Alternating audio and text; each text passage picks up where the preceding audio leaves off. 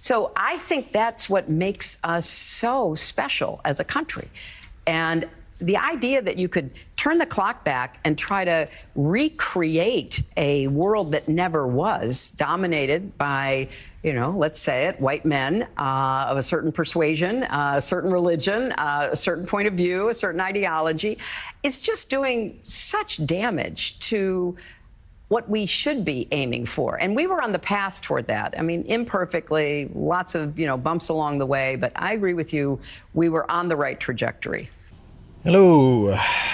So this is actually my third time recording this video. First two are kind of crappy takes, so I'm doing it a third time. Hopefully this one is concise and to the point. It's about digital IDs. A clip I just played there of what's her name, Hillary Clinton. Good thing about people like Hillary Clinton and Tony Blair, these kind of arch elites, right?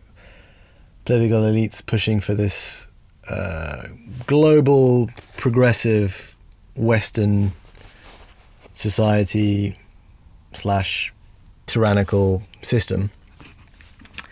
Is that the good thing about them is that they, now and then say the truth. And there she basically said the truth. The evil white man is the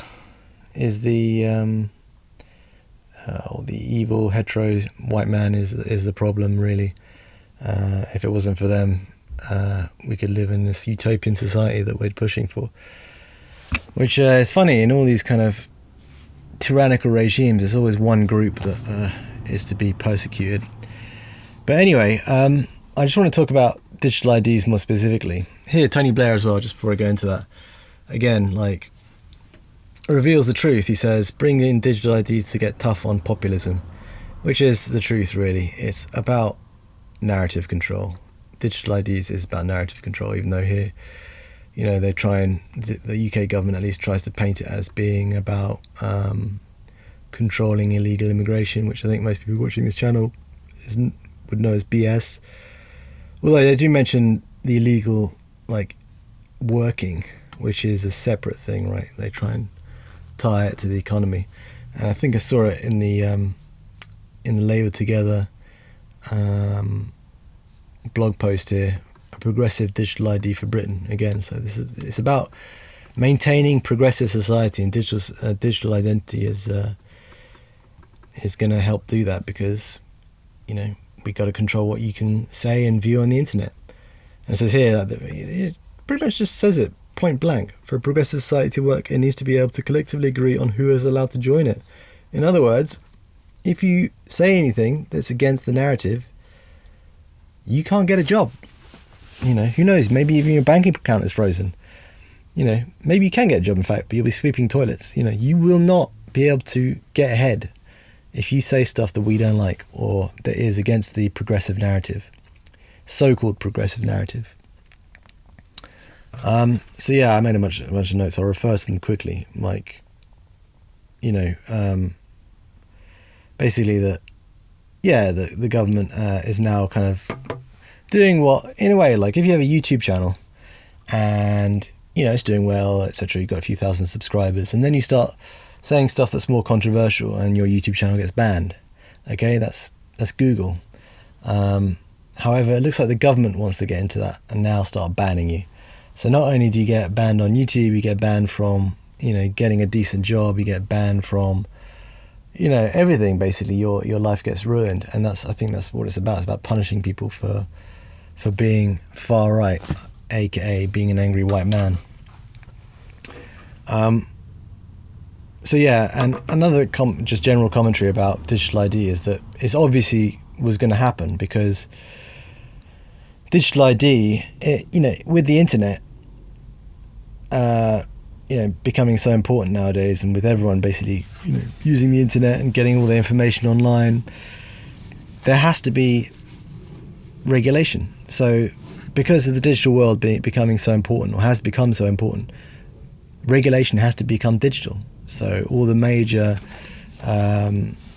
tech companies like Google and all the rest have to become effectively part of they already are part of the government, and they'll be helping make sure that that your identity is tied to what you say online, and therefore can be punished if you say the wrong thing.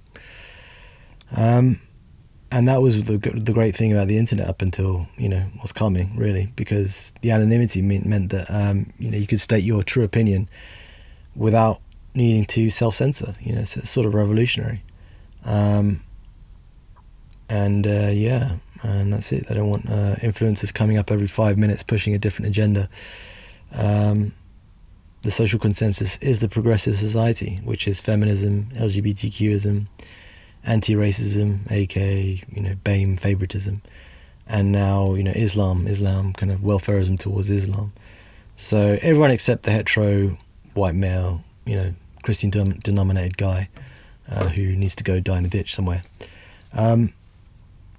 So yeah, that's basically all it's about. It's about basically prioritizing the people that they want to run this global society, and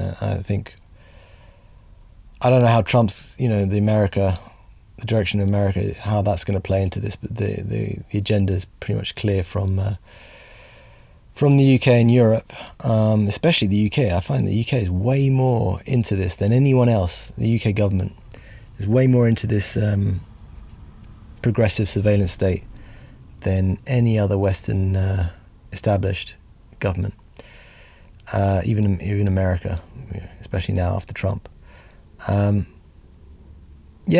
So that's all I've got to say about it, really. The stuff here that Starmer was saying in his little speech, I only got the notes here on the BBC,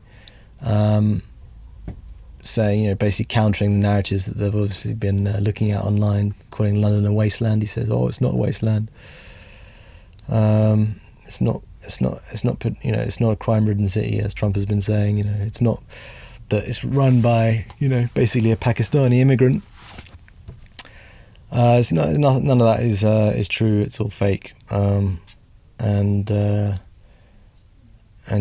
says that, it's about controlling illegal immigrants working in the black market or something, which is not true.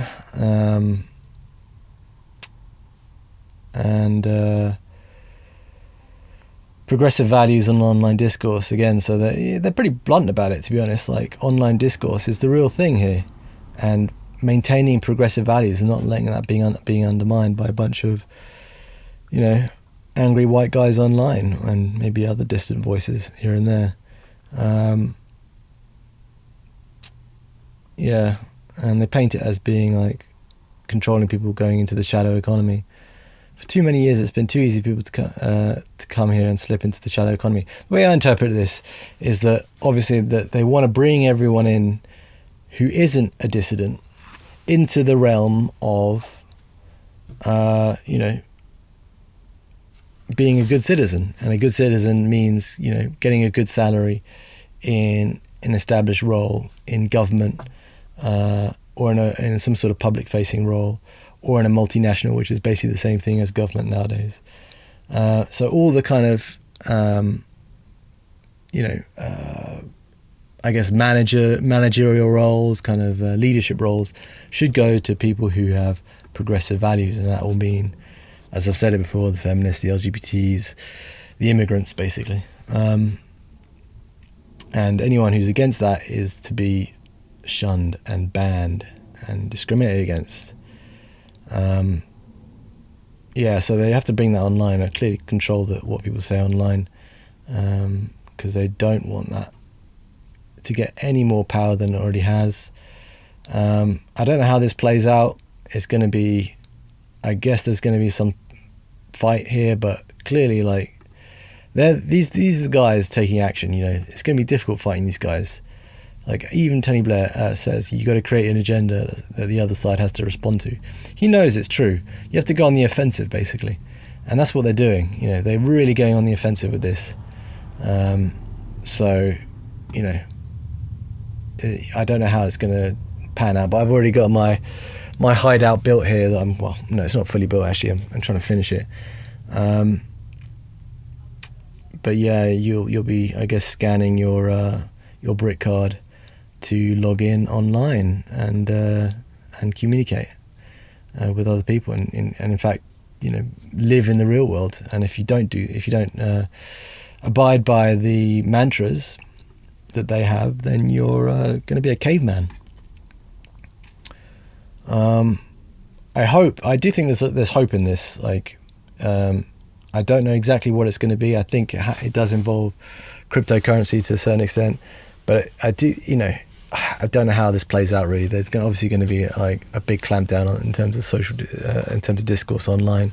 Maybe people are going to have to meet in the real world to kind of offset that to an extent. But yeah, we'll see how it plays out. I do think like there's some hope in all this, but yeah, it doesn't look good. Leave me a comment if you got any comments, and do subscribe. Thanks for watching.